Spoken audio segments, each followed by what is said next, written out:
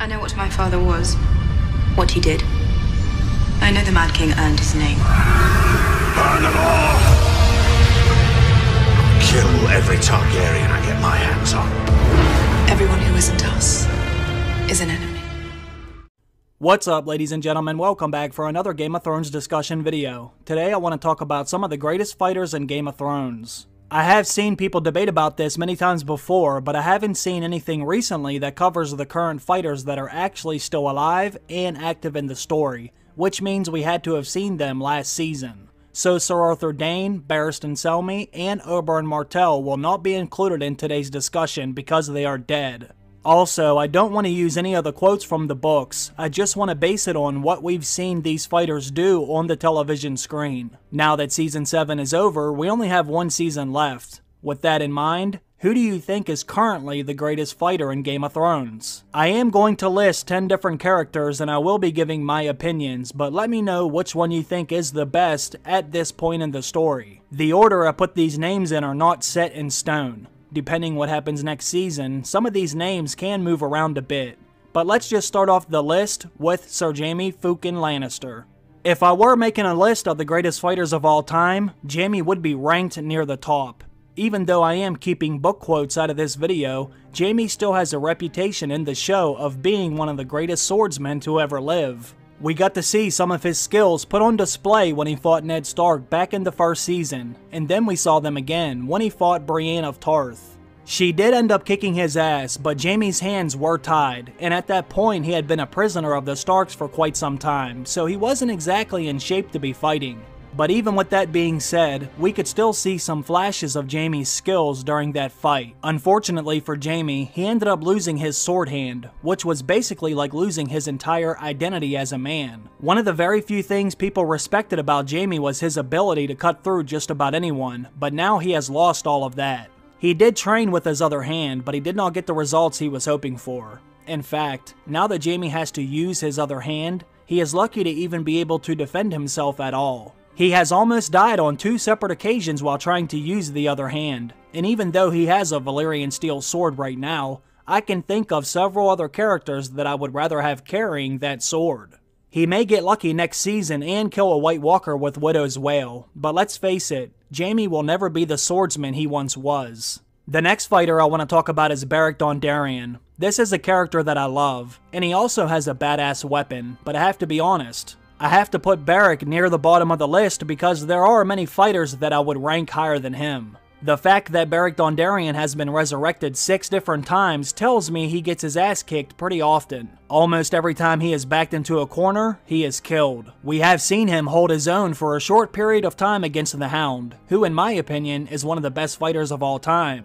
I gave Beric a lot of respect for stepping up to the plate to face the Hound in 1v1 combat, but with that being said, he was still killed during that fight. I even think it would have ended a lot faster if Beric wasn't using his flaming sword. He knew the Hound was afraid of fire, and he knew by having this flaming sword it would give him an advantage, but it still wasn't enough to win the trial by combat. It's not that big of a surprise because most men would be killed by the Hound. Besides that, we have seen Beric fight beyond the wall against hundreds or even thousands of whites, and he held his own. Beric did stand his ground, and he helped beat them back just as much as anyone else that was standing next to him. So obviously, Beric can still put in some work. But given his track record of dying 6 times in battle, forces me to rank him low on the list.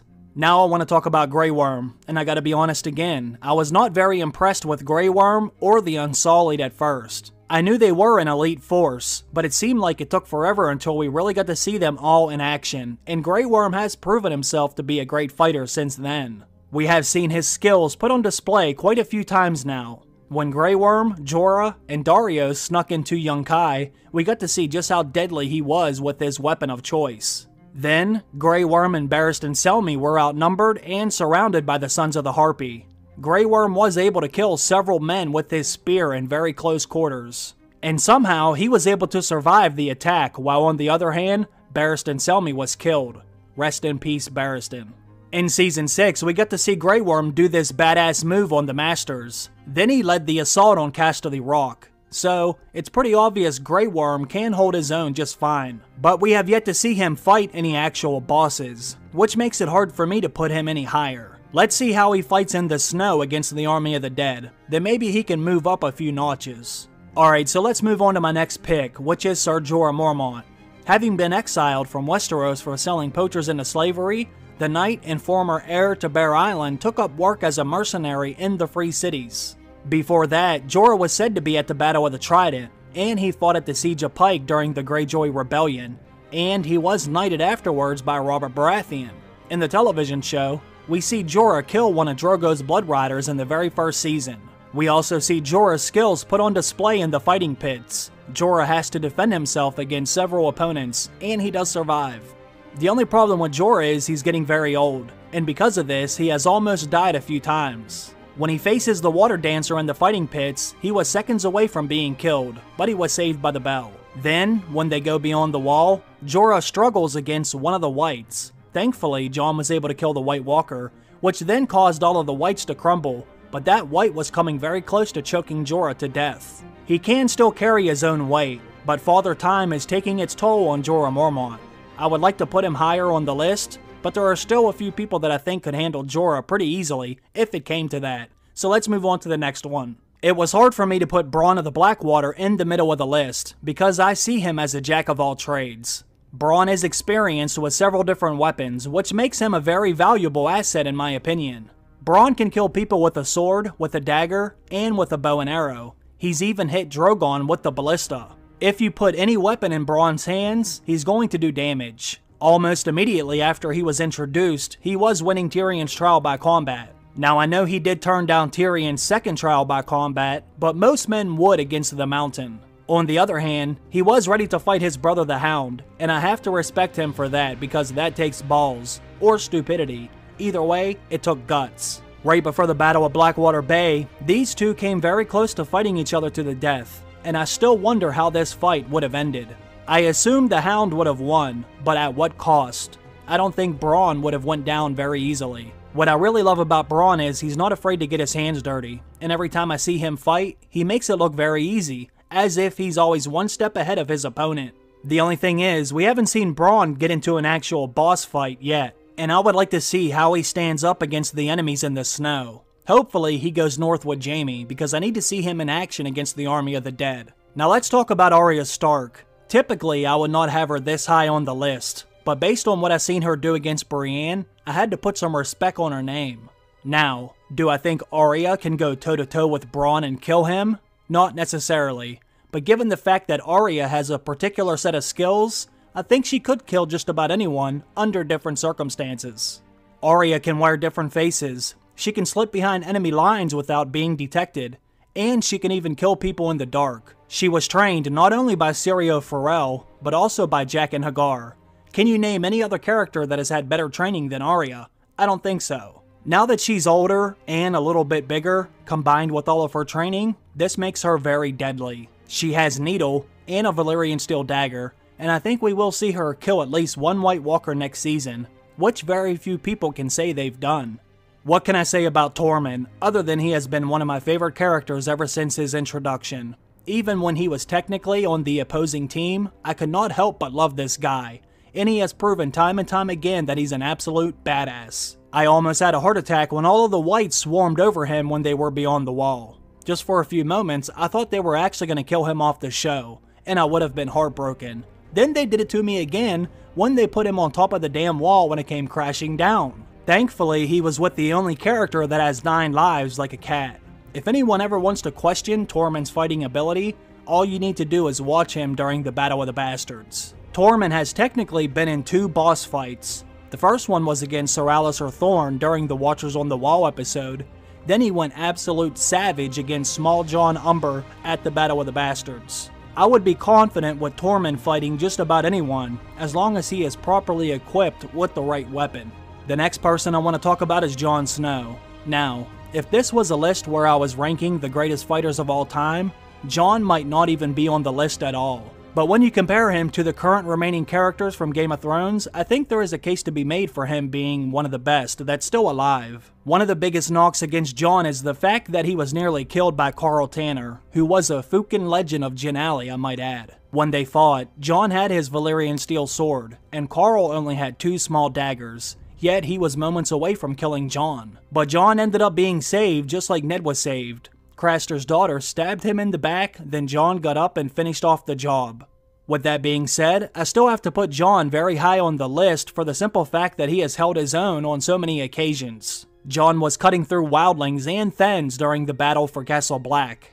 Jon was cutting through Boltons during the Battle of the Bastards. Jon was cutting through Whites during the mission Beyond the Wall. And most importantly, he has killed 2 White Walkers. They weren't lucky kills either. He went toe-to-toe, blow for blow, and won both times, which is incredible. Also, when and if Jon kills the Night King, he will go down in history as one of the greatest fighters of all time. The next person on the list is Gregor Clegane, who is also known as the Mountain. Some of you might not know this, but he was actually knighted by Rhaegar Targaryen, and in a twisted turn of events, he pays Rhaegar back by killing his children. Gregor Clegane is an absolute monster. He is far taller and stronger than everyone else, and he has no morals or emotions other than rage. He is pretty much dead at this point, which means it could be tricky when trying to kill him for good. Not only that, but he wears some of the biggest armor I have ever seen, and he carries a sword that most men could not even pick up. This guy is a freak show. I would be worried if any of my favorite characters had to face him, but I cannot put him at the top of the list because Oberyn Martell did expose some of his weaknesses, although he ended up being killed in the end. Even though the Mountain is a beast, and considerably more terrifying than most of the other characters, I think there are a few people that could kill him in 1 vs 1 combat. He is big and strong, but he is also slow, and you can telegraph the way he is going to swing his sword, which makes it easy to counter his strikes. If he lands one of those strikes, you would be in some serious trouble, but I think if you approached it like Oberyn did, before he let his emotions take hold of him, I believe the Mountain can be beat. This next character is easily one of my favorite fighters on the show, and that is Brienne of Tarth. I don't think anyone can question her skills, and if they do, they're just lying to themselves. Brienne is one of the very few characters on the show that has never lost a fight. All you have to do is look at Brienne's introduction to know exactly what kind of character she will be. The first time we see her on screen is when she is beating Loras Tyrell, who was well known for winning tourneys. Then she goes on to fight and beat Jaime Lannister. Now obviously his hands were tied and he was malnourished, but it was still pretty impressive. Then she goes on to fight the Hound, who she nearly kills. I will say, at the time, the Hound was not exactly 100% because of that festering wound he received from Biter. But even on the Hound's worst day, I don't know too many other people that would have been able to pull this off. Brienne is a beast, and I mean that in a positive way. She even fought a damn bear. I mean, come on. Not only that, but she also killed multiple Stark soldiers at the same time. And then she kills multiple Bolton soldiers at the same time. Brienne never backs down from a fight, and whenever she pulls out her sword, you know she is going to deliver. Out of all the characters that are still alive in this show, Brienne easily falls into the top 3 spot on my list without a question. The final character on the list is Sandor Clegane, also known as the Hound. This man needs no introduction. His reputation speaks for itself, but I do admit, I went back and forth with where I wanted to rank him and Brienne because she did beat him pretty bad. But I feel like I have to cut him some slack simply because he was already nursing a wound from a previous fight. Also, Brienne did have a Valyrian steel sword, and if she had a regular sword like the Hound did, he may have cut right through it just like he did when he fought Beric Dondarrion. But there is no way to prove that, and maybe Brienne would have still beaten him even if he were healthy, who knows. The Hound has already had 3 boss fights. The first one was against his own brother, where he's shown he could hold his own, although it was cut short. The second one was against Beric Dondarrion when he cut right through his flaming sword as if it were butter, and we all know how that ended. His third boss fight was of course against Brienne, and they both put on one hell of a show. Something tells me this won't be the last time we see the Hound face off against a great fighter. I don't think anyone can deny the fact that the Hound is an absolute beast, and he may be the only one that is capable of controlling his brother in combat, which I hope we do see next season. Let me know what you think. Which characters would you put in your top 10? Keep in mind, the characters must be alive, and they can only be from the television show. I want to thank everyone for watching this video, I really appreciate that, and I also want to thank all of you on Patreon that continue to support my channel. Have a great day everyone, I will see you again very soon. Bye.